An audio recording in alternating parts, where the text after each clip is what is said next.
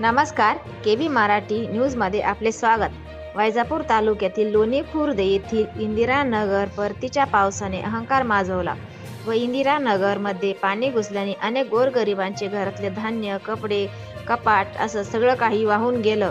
स्वतःचा जीव वाचवण्यासाठी त्यांना लोणी गावाचे प्रसिद्ध असलेले तरुण उद्योजक श्री सचिन तांबे यांनी अधिकाऱ्यांना, पोलीस प्रशासनांना तात्काळ फोन करून इंदिरानगर येथील पूरग्रस्तांना तात्काळ मदत केली आणि त्यांना सुखरूप बाहेर काढले व सचिन तांबे यांनी मदतीचा हात दाखवला व वैजापूर तालुक्यातील आमदार रमेश बोरनारे सर यांना बोलवून पूरग्रस्तांना त्यांनी किराणा किट वाटप केली.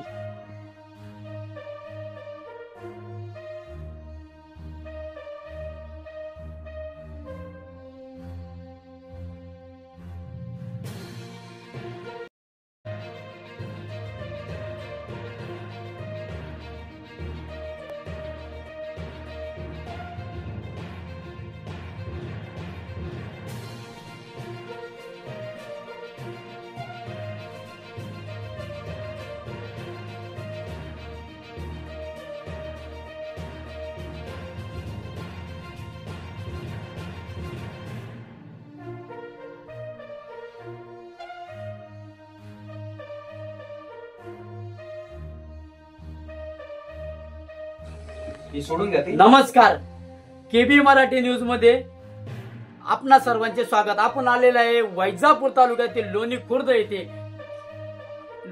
येथे तर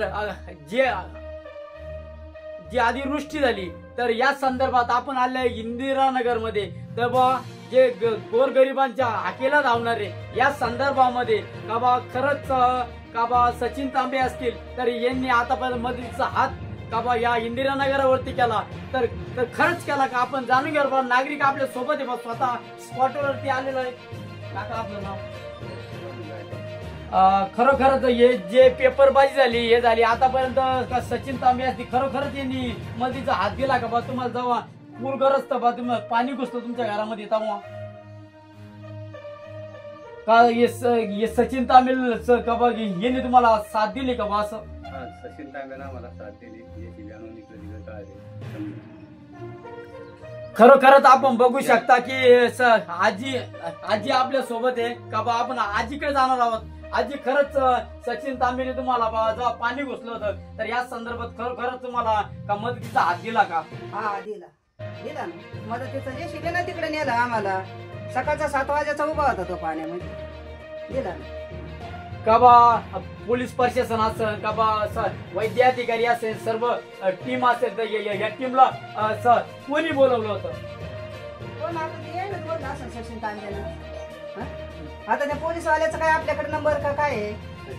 हा, सचिन तांबेनंच बोलला असं. पोलीस वाल्यानं फोटो काढले तिथं, ते ना काढले.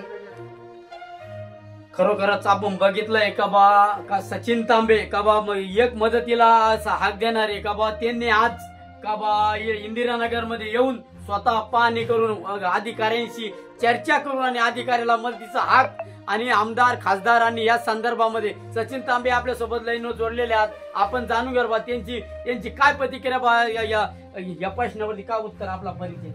माझं नाव सचिन संजय तांबे. मी तांबेसर फाउंडेशनचा अध्यक्ष आहे आणि BSc ऍग्रिकल्चर माझं शिक्षण झालेलं आहे. जे तुमच्या इंदिरानगरावरती तुम्ही एक एवढा मदतीचा हात दाखवला तर या संदर्भात आपली काय प्रतिक्रिया शासनाने काय करायला पाहिजे, सरकारने काय करायला पाहिजे या संदर्भामध्ये या गोरगरिबावरती एवढा प्रसंग आला? प्रसंगी जी परिस्थिती निर्माण झालेली होती त्या परिस्थितीमध्ये आम्ही JCBच्या साह्याने सर्व महिलांना, पुरुषांना, लहान मुलं किंवा वृद्ध जे असतील त्यांना आम्ही JCB साह्याने बाहेर काढले. संध्याकाळच्या वेळेस त्यांची शाळेमध्ये जेवणाची व्यवस्था वगैरे केली. आता आमच्याकडून जेवढं शक्य होतं तेवढं आम्ही केलं. पण आता मायबाप सरकारनी आता हे दत्तू काका आहेत यांच्या घराची भिंत पडलेली. त्यानंतर पुढं काही वस्त्या या आजी आहेत यांच्या घरामध्ये पाणी घुसलेलं होतं. काहींचे पूर्ण सर्व डॉक्युमेंट वाहून गेले. त्यानंतर काहींच्या बकऱ्या मेल्या, काहींच्या म्हशीचे पारडी, काहींच्या कोंबड्या वाहून गेल्या. असे बरेच नुकसान झालेले. तर आमची सरकार मायबापला एवढीच विनंती आहे की त्यांनी या सर्व लोकांना लवकरात लवकर मदतीचा हात द्यावा, जेणेकरून यांची पण दिवाळी, दसरा गोड झाला पाहिजे. आता दिवाळी पुढच्या 20 दिवसावर येऊन टेकलेली आहे. आज आपल्या सर्वांची दिवाळी एक प्रकारे आपण आपल्या आनंदाने साजरी करणार आहे, परंतु या गरीब लोकांच्या, गरीब जनतेचा खूप मोठा प्रश्न निर्माण झालेला आहे.